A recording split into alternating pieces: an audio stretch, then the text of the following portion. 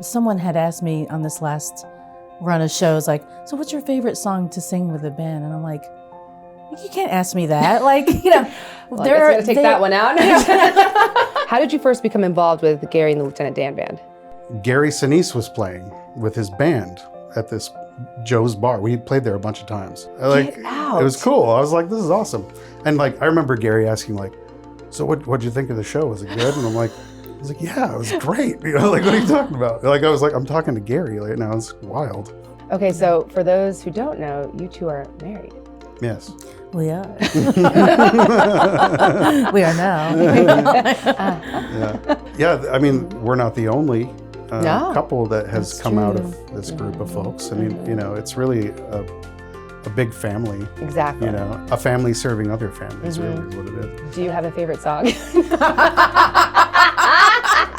I'm throwing that one away. Hello and welcome to GSF Podcast, sponsored by the Gary Sinise Foundation's Education and Outreach Initiative, aiming to educate the public on the importance of serving America's veterans, first responders, and their families.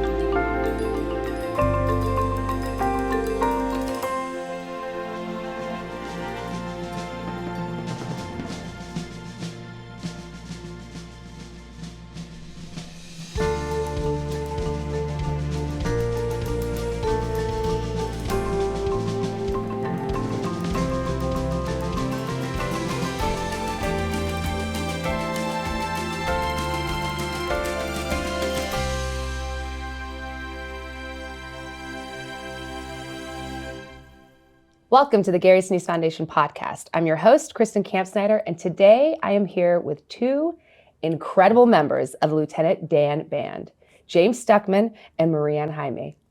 Marie is one of our amazing vocalists who sings everything from pop to jazz to Disney favorites, while James is the band's tireless production stage manager. That means, essentially, he runs the show. And he also plays the rhythm guitar. Welcome, you two. Thank you. Thank you. Yeah. Good to be here. All right. To start, you have been with the band since 2004. Mm-hmm. That's over 20 years. How did you first become involved with Gary and the Lieutenant Dan Band? Well, I guess it all goes back to the land of Chicago. Oh, yes. Yeah. I was in school. I was really into theater and act. I was in musicals and all the plays and all the things. So I was like super tuned in. Forward facing? Oh, or yeah. like back of it? Oh, no. I did some crew work early on, but like as I became an upperclassman, you know, you get thrown out there. But yeah, I did a lot of that stuff, and I was super into that stuff, and so you know, and I loved movies, and you know, so I was super aware of Steppenwolf Theater, and you know, Gary is actually one of my favorite actors of all time. Of course. So. Great. You know, like I would nerd out over like when Stephen King was putting out The Green Mile in like 6 parts. Like this was before the internet, folks. I would go like find the books at the store, like the grocery store, and they would be on the little bookshelf, you know, like the Jewel or whatever. And like I'd find the new part and I was all jazzed. And then I found out that Gary was going to be in in the movie version. And I was just like, this is the best. This is the best. Long story short, acutely aware of Gary and his acting career, and super into it. I respected him a lot for that, and I was also super into music, obviously. And fast forward to college. I went to college as a music education major, vocal music education. After about 1.5 years of that, I decided I wanted to go to the city and focus more on the commercial side of the industry as opposed to education. So I had a friend who I went to high school with who was working at a place called Joe's Bar on Weed Street. And he asked me to come and check out, hang out with him one night at work. And Gary Sinise was playing with his band at this Joe's Bar. We played there a bunch of times. So I went, and I got to meet Gary Sinise at this bar, Get out. It was cool. I was like, this is awesome. And I remember Gary asking so what'd you think of the show? Was it good? And I was like, yeah, it was great. What are you talking about? I was like, I'm talking to Gary right now. It's wild. But yeah. So a little bit later, I was still in college. I think I had a solid year left or so. Mm-hmm. I was the tail end of my junior year. And my professor was involved in the band at first. He was involved in the Steppenwolf Theater. Yeah. Gary and he did some stuff with Streetcar Named Desire. He was the music director. Gary was directing and acting in it, I believe. And he was my teacher. And he's like, I need someone to come and help with this band we're starting to get going here with. And would you like to give it a shot? Because I did a class with him, and I guess he was impressed with my performance or whatever. Yeah. So so I said, yeah, let's go. And I was just learning. I didn't know anything about producing a band or tour managing or any of this stuff.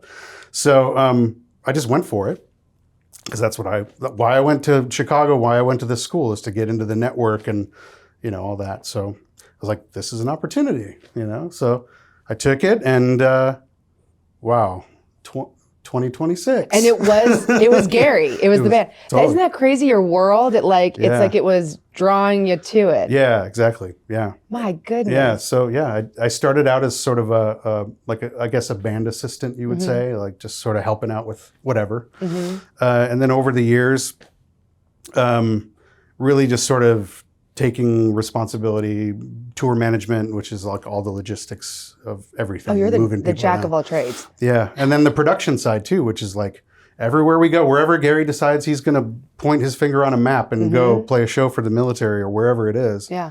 I've got to make sure all the stuff that we need is there. Oh, we're going to get into that. We're going to get into the details of what it all takes. Yeah. Okay, Marie, how did you start? Yeah, so I too was living in Chicago at the time, and being a working musician, I knew Ben Lewis, the keyboard player. And so we had done a couple of gigs here and there. And at the time, the band had already started. They had started in 2003, yeah. So 2004, they were needing a new singer. Mm-hmm. And Ben approached me, was like, hey, we might be needing a new singer. If we do, are you interested? I said, well, sure, I'll give it a shot. So he and said music director that James was talking about came to see me on a gig that I was doing. Mm-hmm. And then it was just kind of as easy as that. Okay, we want you to be in the band. Would you be willing to? Just like that. They're all right. Well, I mean, Ben had already known, what I could do. The talent. So yeah, it was kind of simple like that. I love that. And, yeah. So tell us, you touched a little bit about your history, but tell us about your journeys before joining the Lieutenant Dan Band. What drew you to pursue music? We'll start with you, Marie. Yeah. Growing up, we all took piano lessons as good little girls. I love it. And wait, Ben, watch out. Yeah. Right. So, going through school, I joined the choir and, through high school, sang in the choir and did all the things. And by the time I got to college, it was like, okay, well, this is something I can do. I guess I'll major in it because, I had to go to college too. Mm-hmm. And then from there, I realized, well, this is something that I could actually do as a job. And so I went on and I worked for Disney, and I worked and had my own bands and sang in other bands, sang at a lot of weddings, and Not surprised. did a number of different projects in Chicago. I met Mitch Paliga through a couple of other kind of artsy kind of projects with other people. Yeah, so my experience has been mostly kind of freelancing as a musician. And you were raised on it. I was raised on it, yeah. From the beginning. Yeah, I was just always doing music in some way. Kind of had a musical family, and as one of three girls in the family, and we're all, fighting for attention. So it was just whoever could be the loudest, whoever could, do the most, crazy lip sync dance thing in the basement. Great, the good old days. That's right, back when it was fun. No. All right, James, how about you? So when I was growing up, my dad played guitar, and he was a Beatles guy, and yes. Crosby, Stills, Nash, and Neil Young, and all these guys. So I grew up on that kind of music, and I loved it. And eventually, I decided I was going to start playing guitar too. And I think that's where it started for me. Was just like growing up with the Beatles, growing up, watching my dad, listening to my dad play guitar, and then I started getting into it and getting interested in it. And throughout school, I was in choir always, and eventually, like I said, plays and musicals and things, and just always gravitated toward music. And then I was in bands, of course, and played guitar and fronted a couple of bands. We did, it was like Dave Matthews cover band for a while. I played acoustic and sang, and yeah, good time. I can imagine.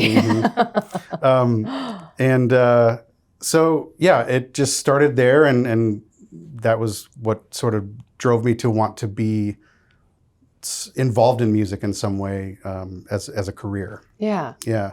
And I think my goal going from, say, music education or whatever to more commercial business side of things, because I felt most comfortable when I was playing in a band setting, like sharing musically with people in real time and creating, and that was my favorite thing to do.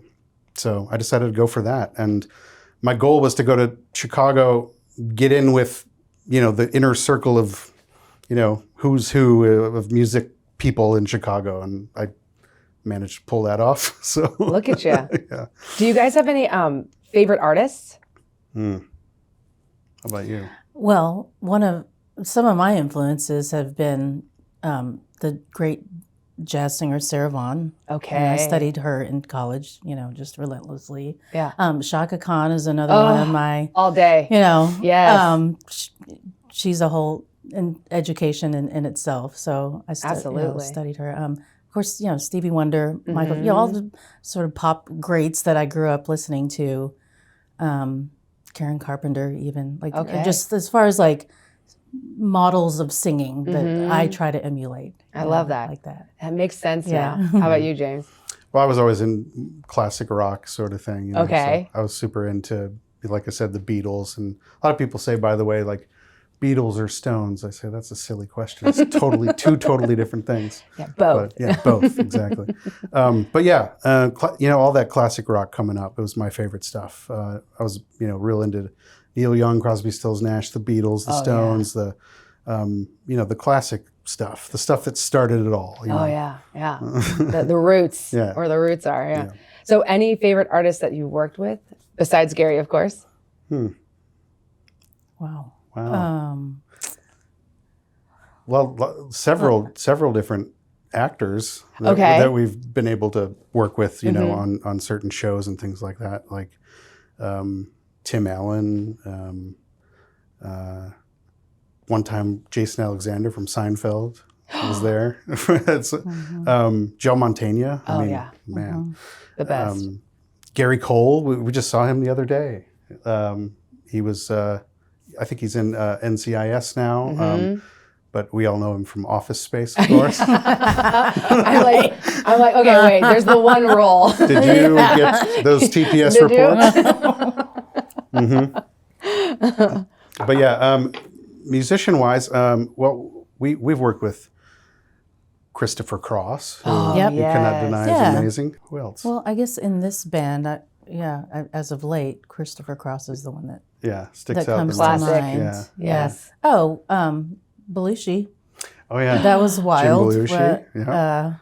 He came up on stage when we were. Was it a House of Blues? No, it was the Canyon Club. The Canyon Club, Hills, where he just showed up and was like, "Give me a mic." Deal. Okay, do it. Whatever you want. on. Actually, it was funny because he took Gina's mic and he was like smoking a cigar. Oh, God. And so Gina comes back and she's just like, oh God, my mic smells like cigar now. Sorry.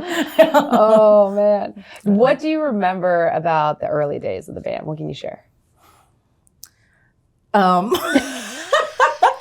There was nothing. No, I remember. Let's see. James was the one taping set lists to the floor. Mm-hmm. Wow. Sometimes there wouldn't be hotel rooms, like where we would. I remember there was one time where we were on a Navy base and they had put us in like barracks, like bare bones barracks, and we were on a bus tour.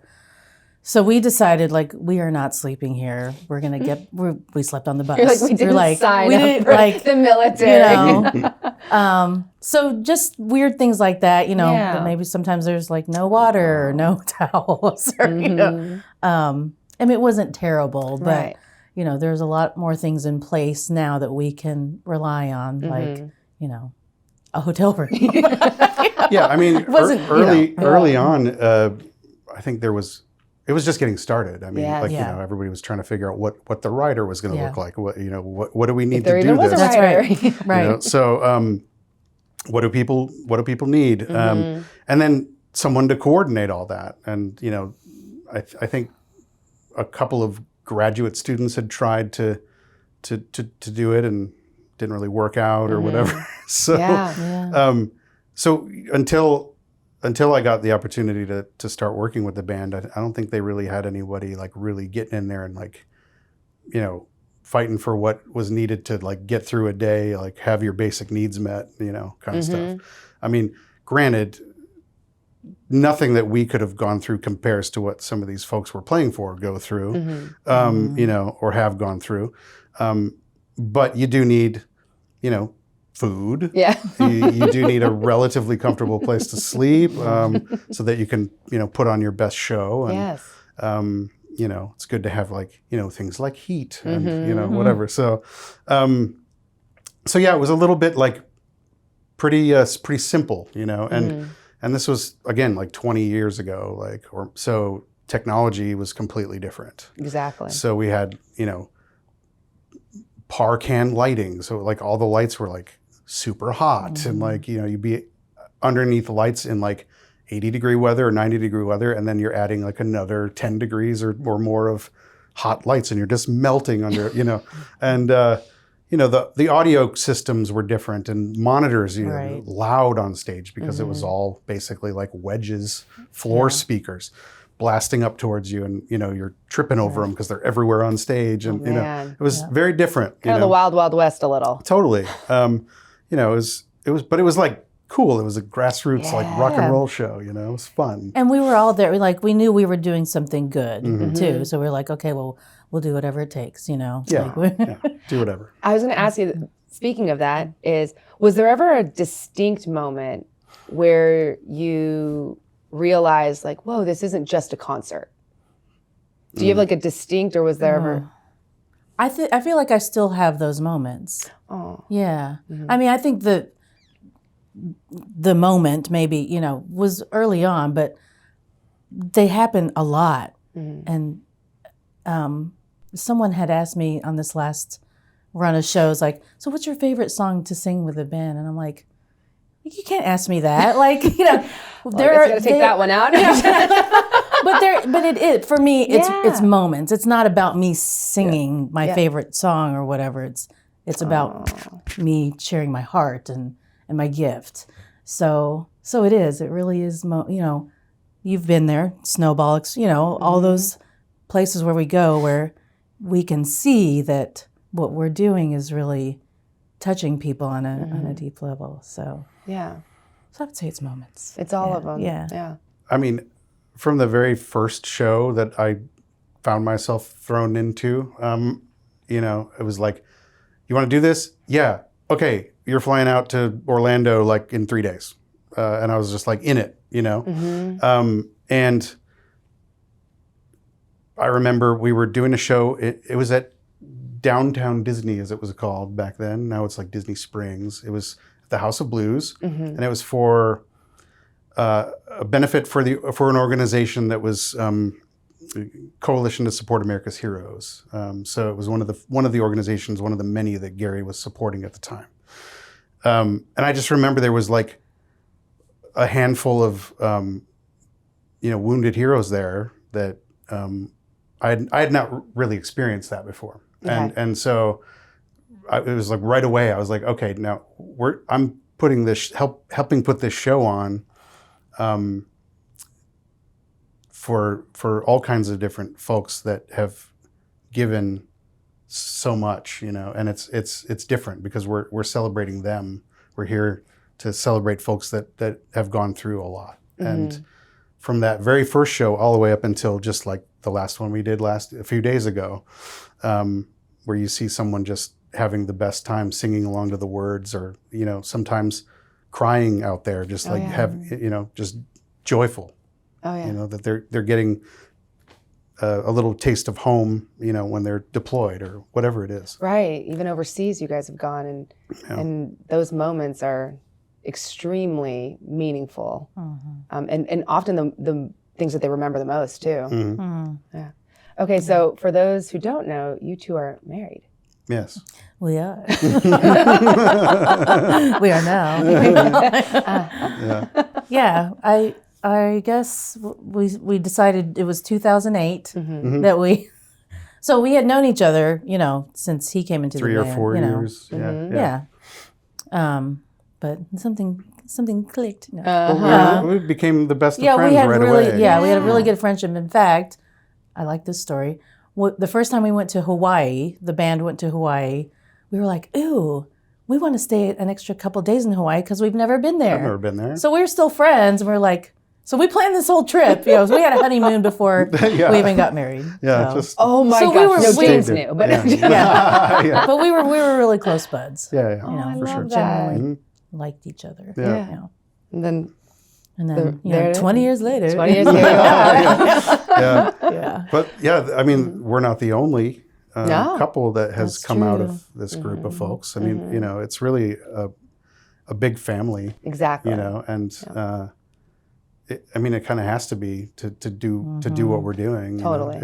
We're a family serving other families. Really, is what it is. And that's Gary. Totally. To his core. Yes. Like it makes complete sense. He has a crazy ability to pull just the right people together to do things, for others. Like, it's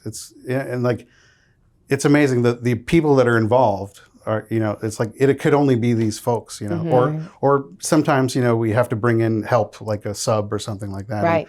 And somebody Still knows perfect. somebody knows somebody that they already know that's sort of an extension of the family, so it's easy. Yeah. We can just reach out to somebody. Yeah. So, It's awesome. But our drummers, who actually, fun fact, the first gig I ever did was their first time ever playing with the band. Oh, really? Danny and Beth Gottlieb. They were pre-married before the band, so. But Dan Myers and one of our, I guess, former singers, Julie Ducek. Yeah. She's now a mom, so she doesn't get on the road. 2 parents on the road, tough gig. Yeah. But we're like one of 3 couples in the group.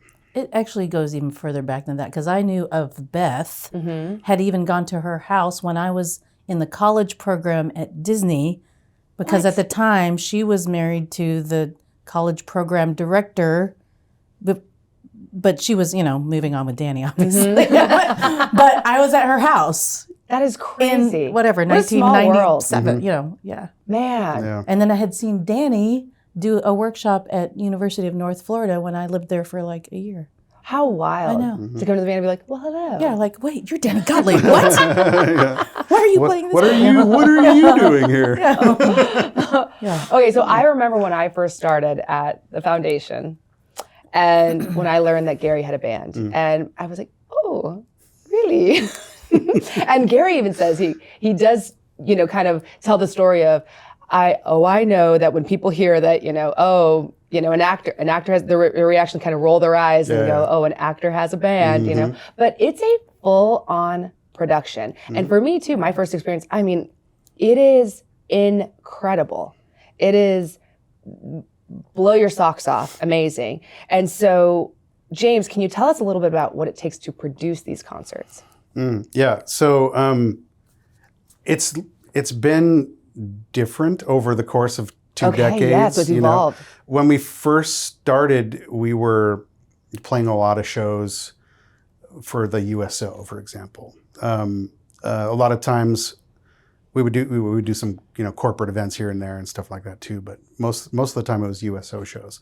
So that organization has many years of experience producing events and all that kind of thing. And so for me at first it was more of like making sure that they were providing the stuff that we said we needed to perform the show. So I was sort of like the middleman between the producing entity and the artist side. And again, the writer was way different. The technology was way different. And so, but over the years and over time, as the foundation has grown, and we're more producing our own shows now, bringing our show to the military all over the place. And so, over the course of that period of time, we've developed our technical needs and adapted them, for technology changing, for just how we need to move around and what we need to do. So I've gotten in there and with our crew members, who are fantastic, by the way, just figuring out what piece of technology do we need to do this? What's the most efficient, cost efficient or otherwise way to do this?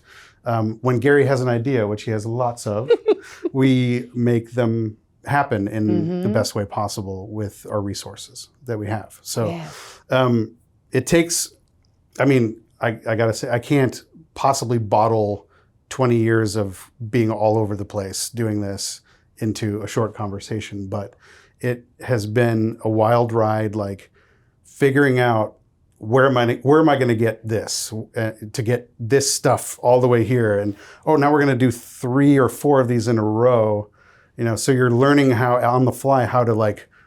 It's never the same. Leapfrog entire rigs between one, So I need a company to bring in a stage, sound, lighting, backline equipment, all the video, whatever it is that we need. And I need them to then duplicate that or hire another company to bring in another one so that they can go, while we're at one is loading in, and then the first one goes to the third one and the second one goes to the fourth one, and it's figuring out all of that logistical stuff, no matter where you are, and making it happen.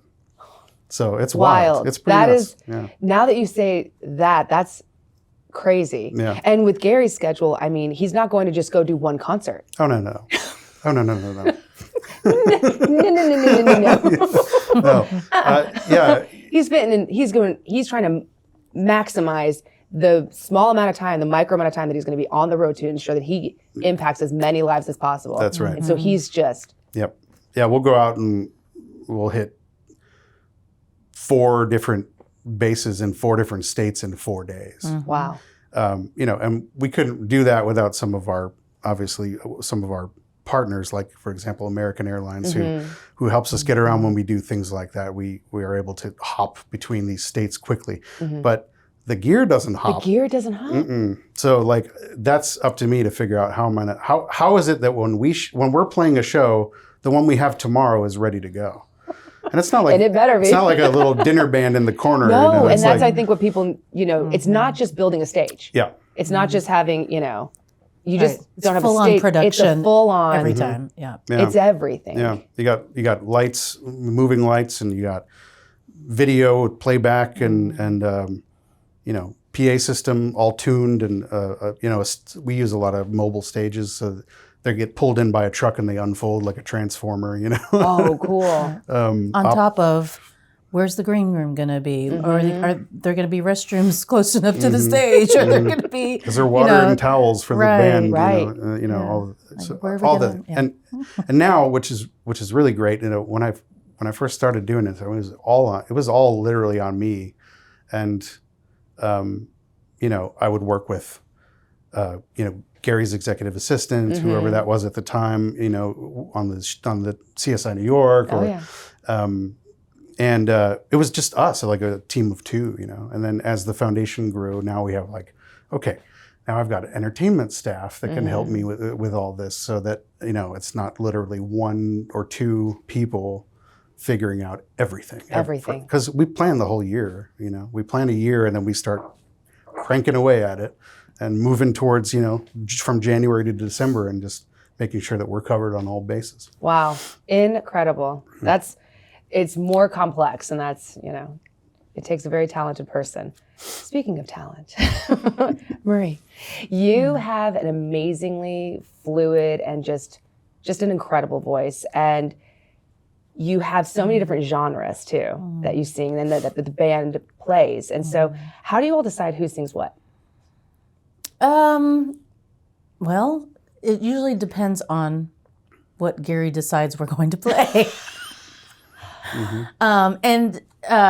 I guess this last set of songs that we learned, it was obvious that Molly was going to do the dance song, and we have this new jazz song that we're doing, and so that was just sort of like, well, Marie's going to sing that because she has the voice for it. So, I don't know if that's a good answer for the question, but it sort of just depends on the song, and sometimes it's a discussion between the singers, but it's usually pretty obvious. Well, even those songs that you said, like your favorite artists, I'm like, okay, I'm marking, some of the songs that the band performs, and I'm like, okay, Shaka Khan, Stevie Wonder, there's like Michael Jackson goes in my mind, there's multiple ones, and I'm like, oh, that's you. Yeah, and so so we just added "Listen to the Music" by the Doobie Brothers. Okay, but Gina is doing that one. Typically that's sung by a guy, but. Gina can also do many different things, and she already plays it on her own gigs, and so it was kind of like, well, that seems kind of natural for her to do. So. Okay. Do you have a favorite song? I'm throwing that one away. Oh boy. Okay, wait. Or has your favorite changed over the years? Does it like evolve, or do you just kind of Yeah, I guess so. I mean, there are songs that we have done maybe once or twice before that have been really fun, and then we just never do them again for whatever reason. We don't know.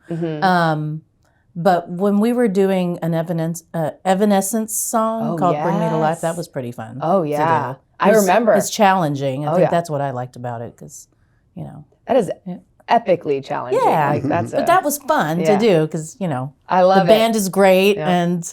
let's do this. And it's a fun song, That's awesome. And you used to do a song together, a duo, and bring someone on stage. Right. So Julie and I used to sing the Aretha Franklin song, Natural Woman. Yes. Okay.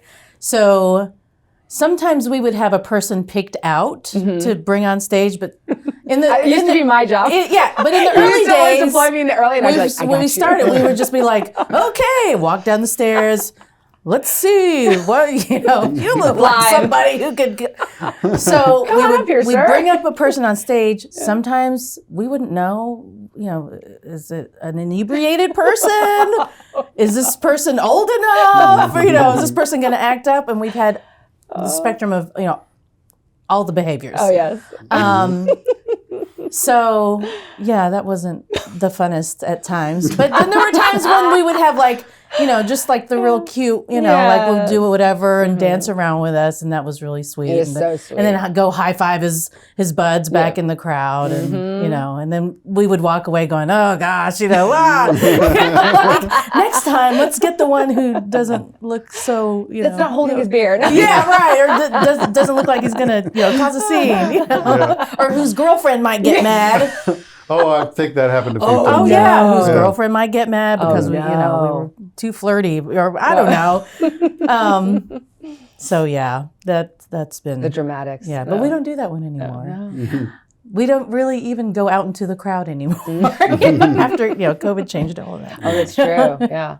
Okay, so James, you're not just working behind the scenes; you're getting a lot more on stage time. Yeah. Actually, it's awesome to be able to play with all these folks that I've been working with for all these years now. Like I said, the whole reason I even got into this career was because I liked playing music. And so now the reason is that we've started playing some material that kind of needed more than one guitar. We've been rocking with one guitar for a long time, and I was like, oh, you know, we're playing some stuff that's a little more complicated now, and you know, can use a couple of different guitar parts. And like, I play guitar, you know. And I'm already here. I'm already here. But yeah, it just awesome. Sort of happened naturally, and stepped in and started taking, you know, at first just a few parts here and there, and yeah, now I think you know, 3/4 of the songs I'm playing something on. That's awesome. So it's great. You also work for other events for the foundation. Can you talk about this? Yeah. So as of late, we've been sort of starting other entertainment tours. We've been taking folks domestically, but also internationally. I just got back from the Middle East a few weeks ago. Wow. We went to between Christmas and New Year's. We went to Qatar, Kuwait, and Bahrain, and did 6 shows in 3 countries in like something like 11 days or something like that. Oh, and wow. It's for all the folks that couldn't, you know, go home for the holidays. That's amazing. We brought some New Year's Eve style music over there, and it was a lot of fun. And we've done Alaska, we've done Korea, we've done you know, lots of different bases around. We'll work with NFL folks, cheerleaders, former players, music people, comedians, things like that. And so that's something we're getting started on. A longtime friend of Gary's, Judy Seal, is involved with that. She's excellent at booking and finding talent and producing shows and tours and things like that. So, so I work with her on those things, and yeah, that's another way that that I'm getting out there and helping Gary with the mission. So. Love it. So as you know, this podcast is in honor of Gary's son, Mac, whom you both knew very, very well. And you were both involved in the creation of the albums Resurrection Revival Part 1 and Part 2. What does it mean to you to be able to share Mac's music with the world? Oh my gosh, it's such a blessing. Not only because, you know, Mac was an amazing musician, but, you know, just also for who he was. And yeah, I think I would just say it's just been such a gift to be a part of it. And just to know that his music lives on.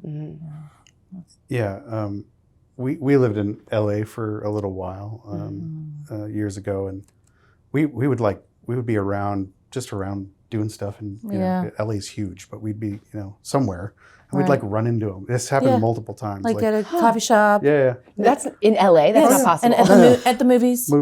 What? We're with our friend, and he and his friend, we were like the only one in the movies. Like we walk in, we're like, Mac? We would run into him all the time. That's wild. So in LA, that's unheard of. Several times. So we got to hang out a lot, which was great. And he also, Mac played with the band. There was some times where, you know, Danny couldn't make it, or, you know, something, and Mac was the number 2 drummer. He was like the second call. It was you great know? and just awesome. Yeah. And, you know, he started really young. Like, I think he was 15 when he first played with the band. And, you know, wow. He was learning, you know, and getting there. And then all of a sudden there was this period where it was like, oh, he's awesome. Like he's been working hard and getting it. So And he went to some drum camps that Danny and Beth had put on. So so having known him for many years, and like really seeing him kind of grow up and be a part of the band and be friends and all that kind of stuff. Being able to be a part of bringing his music to life is very special. Yeah. And as you know, he asked that the proceeds from the album sales go directly to the mission, for this mission to, you know, to help support our nation's heroes and their families. Amazing. And so you two are both helping him fulfill that wish. You know, so what does it mean to you personally to be a part of something like bigger than yourselves that's really like centered on gratitude and service? Yeah, it means a lot. I mean, it's very humbling. It just feels like I'm doing something that is outside of myself and outside of something that I ever thought I would do, really. So I just am filled with gratitude. I really don't know how else to answer the question, because it's a feeling of just feeling of being of service and part of something bigger than myself. I love that. Yeah. Specifically, for the military community, I still have 2 grandfathers that are 97 and 98. Really? Who both served in World War II. And I had an uncle who served in the Navy. And so I've got a lot of, history of that in my family. And so it was cool to be able to get into a situation where I was doing what I loved to do, music, commercial, side of the industry. But it's also something that is something where I can give back to others while doing a job. So it's like I'm getting to have fun while working, but also doing it for a purpose. Not just for gain or whatever. Yeah. It's for a purpose, to help other people. Make other people feel something.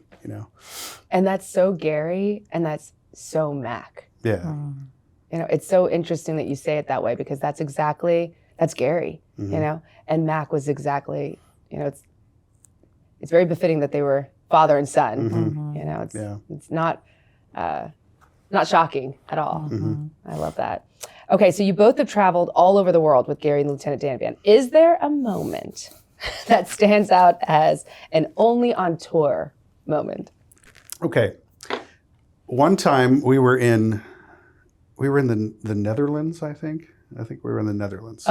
And this is a USO tour, and we were going out there to play a few shows. And I don't know, we were like in the bus on the way to our hotel or something, and we had like a guide or something with us, and he was like, "Oh, I've got a friend who's having like a dinner. We should go stop by." And we're like, Gary was there too, he was in the bus with us, and we're like, "Oh, okay, well, I guess we got to eat." This was like early on, so we're like, "All right, let's give it a shot." Our USO tour manager was like, "Yeah, I guess we can fit that in." So we were like, "All right, let's go." So we go, and we walk into this room, and it's like this, it's like a conference. A conference. Like a business like conference. A business, like a networking conference or something. Here. And there was a woman walking around singing to people and sitting on people's laps, kind of serenading, and serenading them. Karaoke and we're style. where are we right now? And this guy got up and started talking, and he goes, he sees that we're all there, and he's like, right. He sees I could see he seizing the opportunity to harness this situation that he just found himself in, and he's just like, "Does anybody here watch TV?" How would you ask that? Of course we do. Everybody does. What? So then he points out, that Gary's in the room, and we're just like, this is not what we signed up for. And he had this weird handshake. He had a book that he was passing out, and he had this weird handshake where it was like this. You both remember it distinctly. Of course. It was so wild. I'm ready. You're like, let me get that pointer. We're like, what is this? Yeah. What are we doing right now? We're all sitting at our conference table, eating our roast beef or whatever, and we're like, little did you know, the meet and greet, the extra meet and greets are probably happening in the background. To this day, we still joke, does anybody watch TV? Right. Yes, we do. Yes, we do. Yeah. We still do. So, needless to say, we had a little snack and got the heck right out of there. Yeah. That was pretty memorable. Yeah. Okay, Marie, any favorite places that you visited or shenanigans that stand out? Wow, places or shenanigans. I'd say Brussels was pretty fun. And then Italy was a great trip. Yes. I'd say those places. Hawaii, obviously. Yeah. We're love bloomed. Which we didn't know about at the time. Yeah, I'd say Hawaii. But the last time we went, we were like, we got to come back here and, take a vacation. Mm-hmm. Yes. So what is something that would surprise people about behind the scenes at a Lieutenant Dan Band concert? Yeah, think about that one for a second. What's surprising? Surprise. This is a moment of Yeah. pure editing will occur here. Something that would surprise. Oh, okay, here's one. Watching Jeff Vazane do his rope exercise. For anybody watching, I'm doing it. Yeah. That's fun. Yes. Yes. Yeah, I just can't think of it. I know. What else? Yeah. It's a treat. It's maybe the Vazaning of the food. Is that enough? There are definitely characters. Yeah, they're characters. Yeah. It all goes back to Jeff Vazane. Yeah. Very familial. Yeah, totally. Behind the scenes. Yeah. So I want to talk to you. You guys actually just came off of a tour, but you guys not only do concerts at our military bases, which was this week, this weekend you went to the hospital to perform for the wounded out there. Can you talk about that a little bit? How's that? Yeah, and we've been doing it a lot of years. So I think it was our 13th at that particular hospital, Navy Medical. Yeah. Wow. Yeah. And it's changed over the years, but in the beginning, we would see more of the patients being brought out by their caregivers and getting on the conga line and so just seeing that from the stage, it's kind of hard to explain because it really is something that when I'm singing something and I see this happening and I have to stay in the song and not, but also have it be part of my experience. I guess it's just another blessing. Yeah. Just being in that role and knowing that it's being received in such a way. So really it's just like this back and forth flow of gratitude. They're grateful that we're there. I'm grateful that we're there. Yeah. But Gary creating the opportunity for something like that to happen, where a caregiver can bring an entire hospital bed out into the parking lot of the hospital and watch a concert. That was the whole point, isn't it? Incredible. I mean, he comes up with these ideas, Genius. and then they happen, and you're standing on the stage or backstage or whatever, seeing this unfold, and you're just like, this is really cool. This is awesome. This is unlike anything else. Yeah. And it's also, it's something that I sense too, is that the person who is maybe in the hospital bed or whatever, you can see their strength is being lifted. Oh yeah. Just all because of Gary. And or A they group see of people him show up and they just light up. That's what he always talks about, is just the power of showing up. Yeah. One of my favorite photos is from one of the ISFs, and it's Gary playing guitar, and Guillermo Tejada is in a bed, and the smile on his face is exactly as you said, Marie, is you can see it. It's just, you can see kind of the lift that he's feeling. And another time that I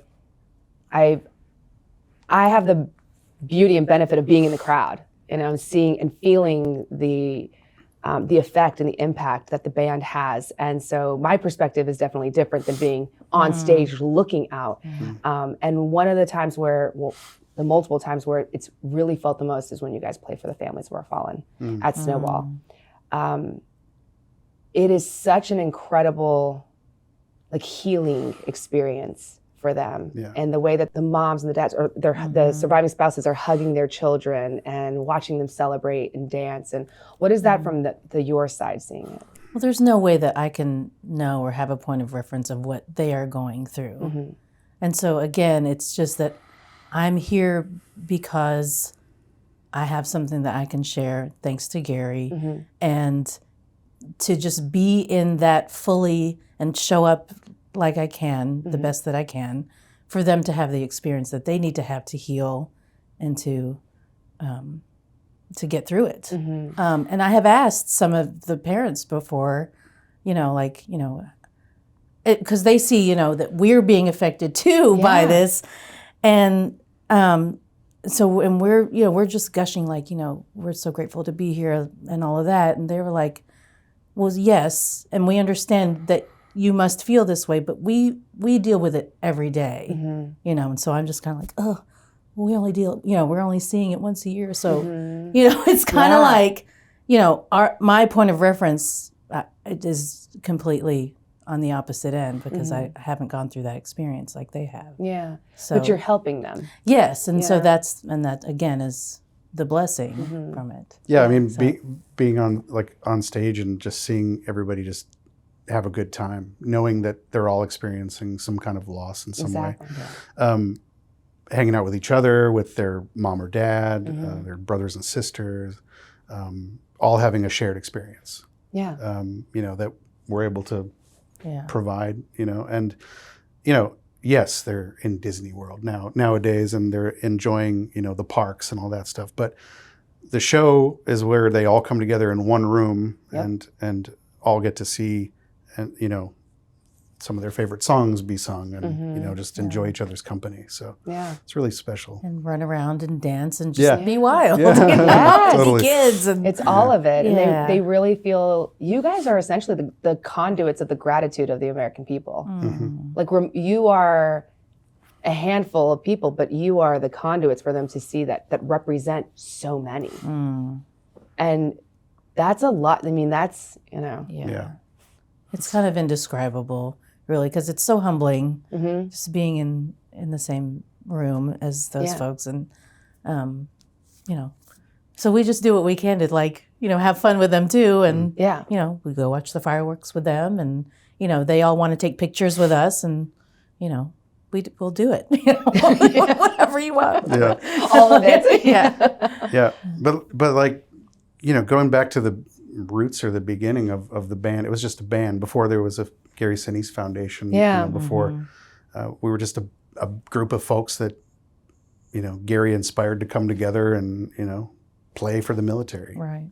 And seeing it grow as much as it has over the last 20 years is like I never would have seen, like Marie said earlier, this will be like a thing that we did for a few years, but the fact that it has just continued to blossom and grow because of, Gary's vision and his ability to draw people together for the common goal of, providing entertainment or support in any way, shape, or form to our military community. Yep.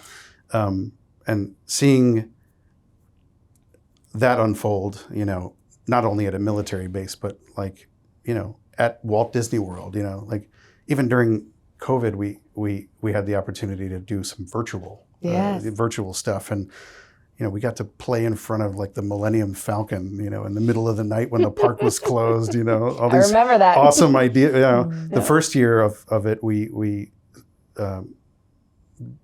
rented a soundstage and filmed a concert that we ended up playing online for them all, and then later we took that to sort of drive-in style, some different bases and things like that. So to see it all grow and to see the thousands and thousands of people support it. And it was just like this humble sort of band that Gary put together and wanted to play for the troops, Asked the USO if he could bring a bunch of friends along and, musician friends along. And now it's this entire thing. It's a evolved, movement.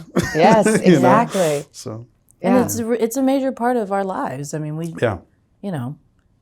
when we have to go out of town, everyone has to, figure out who's going to babysit or whatever. But again, it really has been such a blessing for us. I love that.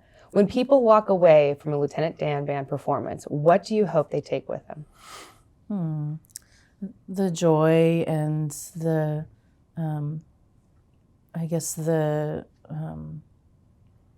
feeling in which I believe Gary wants them to take with them which is just a little bit of upliftment and hope for the better and just to feel better.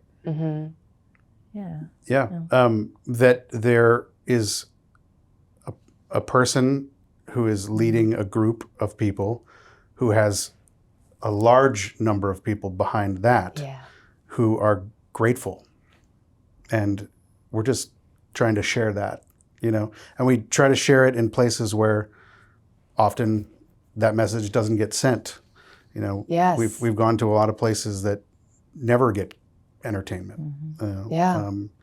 Gary makes a point to send our band or other tours that I've done with the foundation to places that don't often see that happen. So, they can sometimes feel maybe forgotten, like in the middle of nowhere, some remote base, Space Force station with a satellite dish that they're manning all day long. And all of a sudden we show up and, a singer-songwriter comes in or a comedian comes to perform. Yep.